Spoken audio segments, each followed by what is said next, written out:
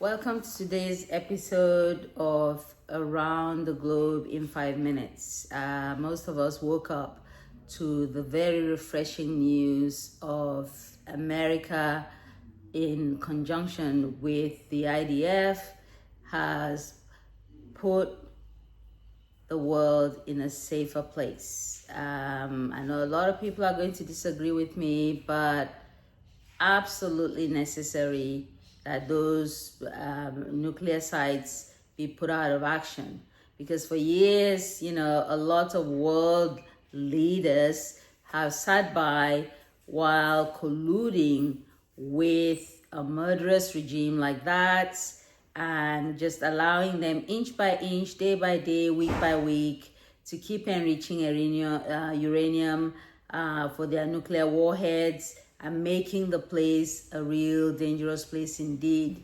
And I remember thinking just a day before all this very interesting news, telling my husband that, look, if not now, then it'll be never, because we've never had a situation where, we've got President Trump, having a second go, as well as Netanyahu being in charge. And if they don't take out those nuke sites, nobody will, nobody ever will. And Iran is on its way to having a nuclear facility. And that, ladies and gentlemen, actually puts the world in a dangerous place. So that was a very, very successful strike indeed.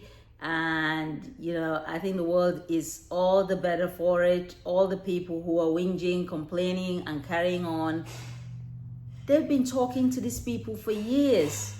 They've been talking and inspecting and carrying on and going there, while these people keep just inching on and marching forward with their enrichment program, which has nothing to do with civilian use.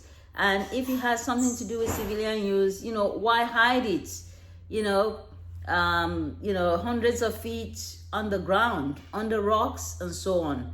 So the strikes on Natanz, Isfahan, as well as Fordo, were just fantastic. And I love the surgical precision with which it was done. And I love the decoy. I'll be talking for two weeks or whatever. Those Europeans, keep talking to them.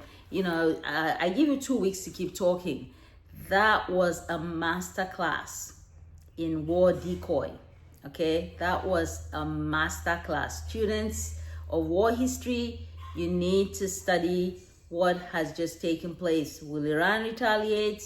Yeah, sure they will. I mean, their retaliation will be akin to throwing fairy floss when someone has just thrown grenades at you. So we thank these two world leaders who have shown that with courage, with the right team around you, with the right support, you can achieve anything. And one thing that really pleases me about the Israelis in particular is that no matter what is going on, no matter what government is in power, when it comes to the security of Israel, they are all in unity. Unlike a lot of world leaders, a lot of other countries who have allowed leftist, lunatic people to take over the narrative and pretend as if there's division. I like the unity of the IDF, but then I like the decisiveness of President Trump. I often tell people some wars need to be fought so that there's a winner and there's a loser, okay? And the winner will now dictate the terms under which the loser has to operate. But when you keep, fighting and it's a tie, it's like nobody wins. It's like, oh, let's just keep talking. Well, everybody will keep pretending that, they have something up their sleeve.